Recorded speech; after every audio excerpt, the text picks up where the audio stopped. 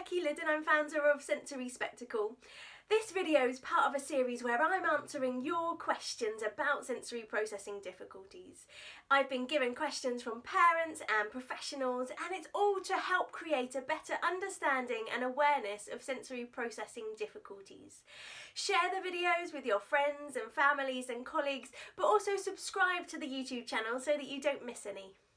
Sensory processing difficulty, sensory processing disorder and sensory integration dysfunction all mean the same things. We use different terminology to explain it. I generally use sensory processing difficulties because I feel we can support it to become less difficult. I also use sensory processing disorder as it helps us to remember that when the messages are being received by the brain, they're being organised in a slightly disordered way. Sensory processing disorder is where our brain finds it difficult to organise and respond to the sensory messages it receives, so it can impact someone's everyday life. If someone is hypersensitive to sound, it can mean that any sound frequency, and don't forget we hear through vibration, so any vibration frequency that is interpreted into sound may be overwhelming. We know that some people wear ear defenders, they cover their ears, they put their fingers in their ears. Being hypersensitive to sound can be incredibly painful. This can impact any of the senses being hypersensitive. It's where our brain receives too many messages and it finds it difficult to filter out the unnecessary sounds which it's receiving or the sensory input that it's receiving. Other people might be hyposensitive, so that's where we recognise the term seeking out sensation. So for someone who is a visual seeker, maybe they have the characteristic of flickering their fingers, maybe they love reflective surfaces or water, or love watching how grains of rice fall from their fingers.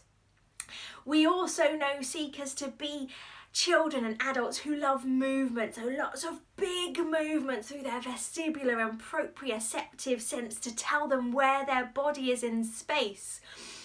Sensory processing difficulties also affect through modulation.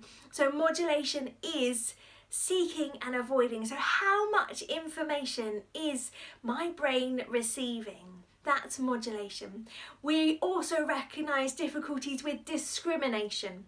Discrimination can be helping us to recognise where a sensation has come from or its intensity. So if I put something in a child's hand, them to recognise where that sensation has come from may be related to discrimination processing difficulties. Just like if someone's writing with a pencil and they break the pencil nib easily, that could be discrimination with their proprioceptive input. The other way that we can recognise sensory processing difficulties is through motor-based difficulties. We know sensory processing difficulties impact 1 in 20. That's research done based in America. However, it affects so many different people. We can't forget if we are travelling on the bus, if we are going to see friends and family, just be aware that the way that we all organise and respond to sensory information makes us who we are. It's a personalised processing system, which is why it's really important that we are able to accurately understand and recognise the characteristics that some people with sensory processing difficulties have and what they mean.